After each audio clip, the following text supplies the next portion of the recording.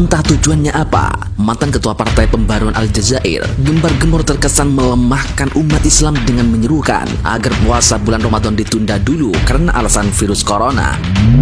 Meski Organisasi Kesehatan Dunia alias WHO sudah merilis langkah-langkah aman untuk menjalani bulan Ramadan, namun Ustadz Abdul Somad justru menganjurkan agar umat Islam tidak lemah dan wabah virus corona tidak menjadi penghalang untuk menjalankan ibadah apapun di bulan Ramadan. Nah, begini ulasan lengkapnya. Budayakan nonton sampai habis agar tidak gagal paham. Bagikan videonya agar memberikan ilmu manfaat, hiburan, dan kebaikan kepada semua orang. Ustadz Abdul Somad mengatakan, meski Ramadan kali ini berbeda dengan adanya wabah virus corona alias COVID-19, namun ibadah harus tetap semangat dan jangan mengeluh. Ibadah pada saat banyak musibah sama seperti orang yang berhijrah. Jangan pernah bersedih dan bersusah hati. Kita tetap bisa tarawih, salat witir, tadarus Al-Quran, ujar Ustadz Abdul Somad yang dilansir dari TV One, Senin 20 April 2020. Menurut Ustadz Abdul Somad, setiap generasi juga mendapatkan ujian. Kalau kamu mengalami kesulitan, maka orang-orang sebelum kamu juga pernah mengalami kesulitan yang sama, kata Ustadz Abdul Somad. Di Mesir misalnya, dahulu pernah terjadi wabah yang menewaskan jutaan orang. Penduduk Mesir yang awalnya 20 juta orang, namun yang tersisa hanya 2,5 juta orang.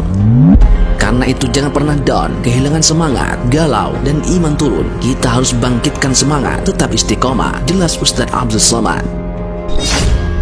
Saat bulan Ramadan, kita tetap melaksanakan puasa dan malam harinya melakukan qiyamul lail. Dalam menghadapi wabah sekarang ini, ia mengajak umat Islam untuk tetap bersabar, dan sabar itu pahalanya luar biasa. Insya Allah, badai akan berlalu, kita akan terus bersemangat, kata Ustadz Abdul Somad. Sebelumnya, umat Islam dihebohkan dengan pernyataan kontroversial Nuruddin Bukhra yang merupakan seorang politisi Aljazair muncul ke permukaan setelah menyerukan agar puasa bulan Ramadan ditunda untuk menghindari minimalisir resiko kesehatan di tengah pandemik virus corona. Pernyataan itu ia ungkapkan dalam sebuah artikel dengan judul Coronavirus and Civilization yang ia unggah di Facebooknya seperti di Mod Memo, Rabu 15 April 2020. Umat muslim harus menunda puasa karena tubuh yang lapar dapat meningkatkan kerentanannya dan merangsang penyebaran virus COVID-19, atau memilih untuk berpuasa dan menghadapi risiko wabah virus yang lebih luas, tulisnya. Tak ayal, pernyataan tersebut memicu gelombang kontroversi tidak hanya di Aljazair namun juga di dunia. Di media sosial, beberapa orang mengatakan Bukhra akan ikut campur dalam masalah agama yang seharusnya hanya ahli yang menangani hal tersebut. Namun, Bukhra berdalih ia menulis artikel tersebut telah adanya diskusi yang diadakan di Masjid Al-Azhar pada 7 April. Untuk itu, Organisasi Kesehatan Dunia alias WHO telah merilis langkah-langkah yang diperlukan untuk menjalani bulan Ramadan dengan aman di tengah pandemi. Langkah-langkah itu dirilis WHO pada Rabu 15 April 2020 dengan tajuk Safe Ramadan Practices in the Context of the COVID-19. Mengingat setiap negara memiliki aturannya sendiri-sendiri mengenai kegiatan di bulan Ramadan, seperti ada yang melarang dan mengizinkan salat tarawih. Dalam hal tersebut, WHO menyatakan otoritas kesehatan dan pemuka agama harus bekerja sama untuk membuat keputusan berdasarkan kondisi yang ada. Namun, WHO menghimbau kegiatan apapun harus tetap menjaga jarak sosial dan langkah-langkah yang diperlukan untuk mengurangi risiko penularan COVID-19. Jika membatalkan pertemuan sosial dan keagamaan dimungkinkan, mungkin bisa menggunakan alternatif lain seperti televisi, radio, digital, dan media sosial, ujar WHO. Adapun dalam menjalankan setiap kegiatan, umat muslim diharuskan untuk mengikuti saran jarak fisik dan saran untuk rentan. Jaga jarak setidaknya 1 meter antar orang setiap saat. Gunakan salam keagamaan yang menghindari kontak fisik seperti melambai, mengganggu, dan menampakkan tangan di dada, ujar WHO. WHO juga mengatakan jangan berkerumun di satu tempat seperti tempat hiburan, pasar, atau toko. Sementara untuk orang rentan atau berisiko tinggi seperti yang sakit atau memiliki gejala COVID-19 diharuskan untuk menghindari pertemuan.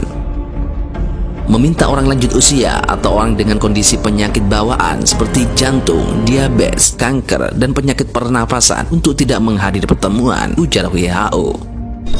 Sebagai mitigasi, WHO juga menyarankan agar kegiatan Ramadan dilakukan di ruang terbuka atau ruang tertutup dengan ventilasi yang cukup, lalu minimalisir waktu sebisa mungkin.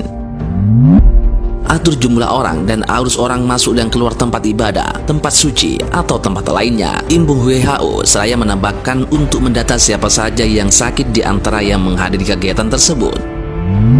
Sementara itu, WHO yakin dengan berwudu umat muslim akan senantiasa menjaga kebersihan, tetapi hal tersebut juga bisa ditambah dengan menggunakan sabun dan memakai sejadah masing-masing. Usahakan sesering mungkin membersihkan tempat ibadah sebelum atau sesudah dihadiri orang menggunakan deterjen atau disinfektan, termasuk bagian tempat wudhu, imbuh WHO.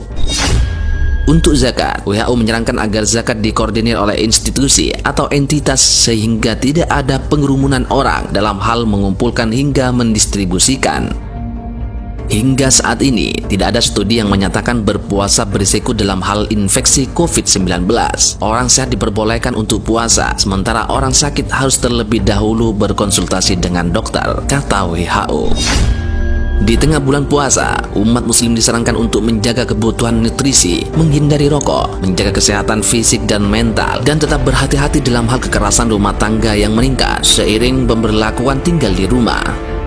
Pekan lalu, Pusat Fatwa Elektronik Al-Azhar Internasional menyatakan di Facebook bahwa seorang muslim tidak diizinkan untuk berbuka puasa di bulan Ramadan kecuali jika dokter memutuskan dan secara ilmiah membuktikan bahwa puasa akan membuatnya rentan terhadap infeksi dan kematian oleh virus corona. Nah, sekarang sahabat Topers bisa membedakan mana yang hak dan mana yang batil. Silakan komentar di kolom komentar di bawah ini. Semoga bermanfaat. Wallahu a'lam.